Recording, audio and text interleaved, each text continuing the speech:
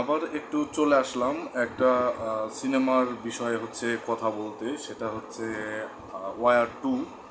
আপনারা হয়তোবা অনেকে দেখে থাকবেন হয়তোবা, কিন্তু আমি কিছুক্ষণ আগে শেষ করলাম তো দেখে।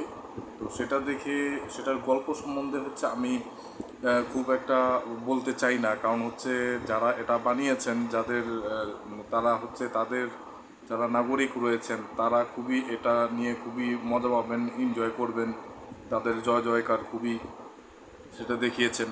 কিন্তু এছাড়া বাইরে থেকে যারা দেখেছেন বা দেখছেন, তো তাদের মনে হবে যে এটা আসলে একটু অতিরঞ্জিত হয়ে গেছে।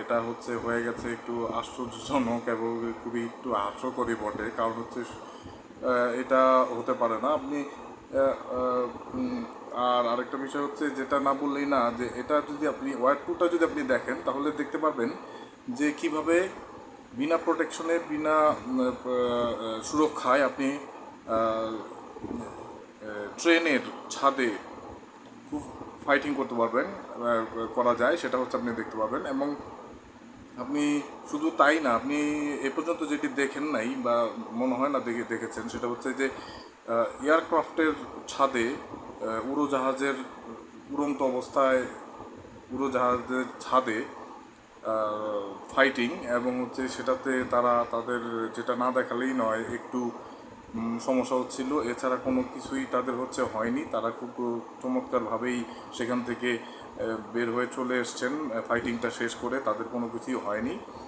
তো এইরকমভাবে আপনারা ট্রেনের ছাদে, তারপর উড়োজাহাজের ছাদে, এবং স্পিড বোট নিয়ে কীভাবে ফাইটিং করতে হয়, এবং খুবই আশ্চর্যজনক হলেও সত্যি কথা যে কীভাবে টেকনোলজির ব্যবহারটা করতে হয়, খুব ভালোভাবে এটার মধ্যে কিন্তু তারা খুব ভালোভাবে কিন্তু দেখিয়েছেন। তাদের কিন্তু জয় জয়কারটা কিন্তু করিয়েছেন এবং দেখিয়েছেন কিন্তু।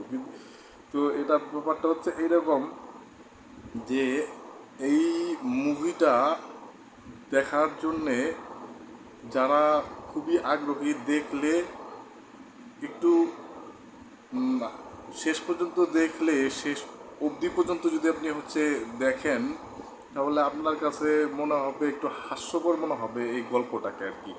আর ব্যাপারটা যে আর একজন ব্যক্তি খুবই প্রশিক্ষিত ফাইটার, 100-150-200 জন ফাইটারকে একেবারে মেরে কেটে জর্জরিত করে ফেললেন।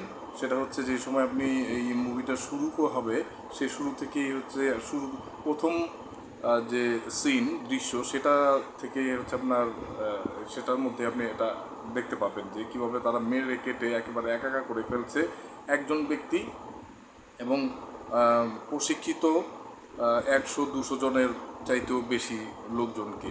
তো এটা একটু অতিরঞ্জিতই হয়েছে আমার কাছে মনে হচ্ছে। তো আর এটার গল্প সম্বন্ধে শুধু বলতে পারি হাসি পেয়েছে, এ বিষয়টা। আর যেটা সেটা যে ওনাদের কাছ থেকে কিভাবে বিনা বাধায় এই সমস্ত ফাইটিংগুলো করা যায়, উড়োজাহাজের ছাদে, বিমানের ছাদে, বা এয়ারক্রাফটের ছাদে, অথবা এটা তো একটা অবিশ্বাস্য, ওনারা দেখিয়ে ফেলেছেন এটা। আর ট্রেনের ছাদ তো আছেই, আবার স্পিড বোট দিয়ে তো আছেই, এবং এটা তো বললামই যা বলার। তো এই বিষয়ে আর বেশি কিছু বলার নেই। ধন্যবাদ যারা শুনছিলেন।